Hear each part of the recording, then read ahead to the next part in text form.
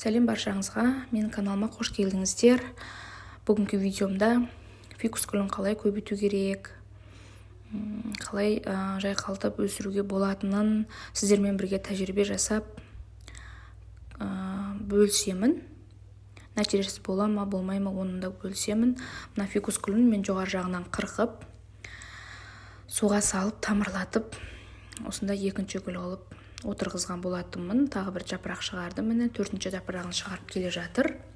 Топыраққа тез үйреніп, күтімі жақсы болса тез өсетін гүлдердің бірі. Енді осыны жанынан бұтақ шығартып, жайқалтып өсіру үшін мен осындай арнайы цитокиновая пастаны қолданып көрмекшімін. Өзімде бірінші рет қолданып отырмын. Сол бірінші рет қолданып отырған уақытта сіздермен бөлісіп отырамын. Осы орхидея гүліне де көбейту үшін осы пастаны қолданып көремін. Орхидея гүліне, фикус гүліне және драцена гүліне де қолданып көрмекшімін. Фикус гүлі және осы драцена гүлі жоғары қарай өсіп кете береді. 1,5-2 метрге дейін өсіп кете беретін гүлдер. Сол үшін жанынан бұтақ шығару үшін арнайы осы пастаны жағып көремін. Қай гүлге жағады, қай гүл қосымша бұтақ шығарады, сабағын шығарады, қайсысы шығармайды, қанша уақытта шығарады, барлығын сіздермен бірге бөлісіп, алдағы уақытта бөлісіп отырамын. Осы пастаны да мен бірінші рет қолданайын деп отырмын. Фикус гүлі маған сыйлыққа келген гүлдердің бірі. Жаз айында келді. Жаз айына дейін біраз өсті бұл гүл. Енді қазір қыс мезгілі болғаннан кейін көп гүлдер өсуін тоқтатады. Сол себепті фикус гүлі де ұйқыға кетеді деп айтады ғой. Солай өсуін тоқтатып тұр әзірге. Осы пастаны да бірінші рет қолданып тұрғаннан кейін және осы фикус гүлін жаңағы қырыққан уақытта немесе жапырағын жұлған уақытта ақ сүт сияқты сұйықтық шығады. Сол үшін қолыма перчатка кидім. Ол сұйықтық қолды ойып жіберуі мүмкін. Бұл фикус гүлінде мен август айында маған сыйлыққа келді. Содан бері мен зерттеп өсіріп келе жатырмын. Тек жоғарыға өсіп кете беретіндіктен жанынан сабақ шығарту үшін, жайқалтып өсіру үшін осы цитокиновая пастаны қолданып көремін. Мінекей осындай кішкентай ыдыста тұрады. Біреуін алып алсаңыздар, біраз уақытқа жетеді.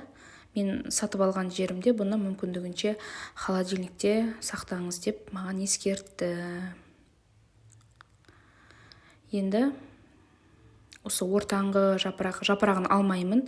Тек қана жапырағын түбінен точка ростов болады. Соның екі жанын осылай иненің көмегімен қырып цитокиновая пастаны жағамыз.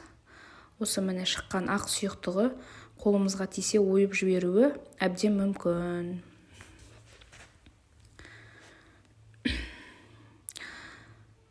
Жаңа шыққан сұйықтығын салфеткамен сүртіп кептіріп аламыз міндетті түрде. Фикус гүлінен осылай екі жеріне жағып қолданып көремін. Қанша уақытта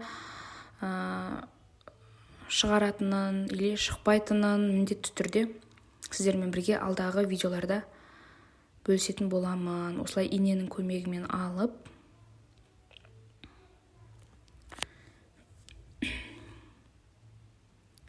жағып көрсетемін. Өзімде бірінші рет қолданып отырмын. Осылай жағамыз. Бұл фикус гүлі қыста ұйқыға кететін гүлдердің бірі екен. Күтімі жақсы болса тез өсетін гүлдердің бірі екен. Соған көзім жетті. Суды да қатты шөлдетпей немесе уақытынан ерте қатты көп су құйып қоюға болмайды. Және мүмкіндігінше жарық жерде тұру керек. Негізі жалпы бөлме гүлдерінің барлығы күніне 8-9 сағат жарық жерде тұру керек. Мінекей енді жоғар жағындағы тағы бір жапырақтың түбіне осылай инемен точка ростовқа тиіспейміз, ол нүктесіне тиіспейміз, тек қана екі жағын осылай инемен ашып аламыз да осы нүктелеріне жағамыз. Мен өзіме де қызық болып тұр, бірінші рет қолданып тұрғаннан кейін. Бұл фикус гүлі маған август айында сыйлыққа келген, содан бері мен бұның әлі топырағын ауыстырған емеспін.